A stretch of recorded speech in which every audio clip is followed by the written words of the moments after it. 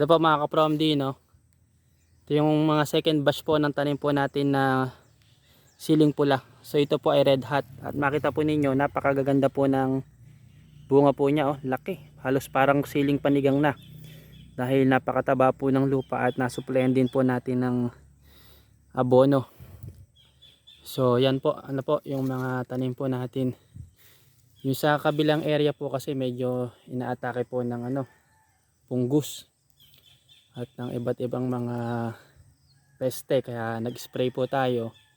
Pero ito po, susuportahan na po natin ito ng organic na pataba para mas may panlaban po yung ating tanim na sili sa iba't ibang mga uri po ng kalaban. So pag ganitong tag-ulan po kasi talagang maliban sa damo na kalaban po natin, mas mabilis pong dumami yung mga insekto dahil naninirahan sa mga damo at yung mga peste sa ilalim ng lupa, no, na kumakain naman dun sa katawan at dun sa ugat ng ating tanim na sili. Mahal talaga itong siling pula dahil hindi po biro din ang pag-aalaga po nito. Kaya sana maintindihan po ng ating mga consumer kung bakit tumataas po ang presyo po nito, dahil magastos po, no, sa pagbili po natin ng mga insecticide at fungicide.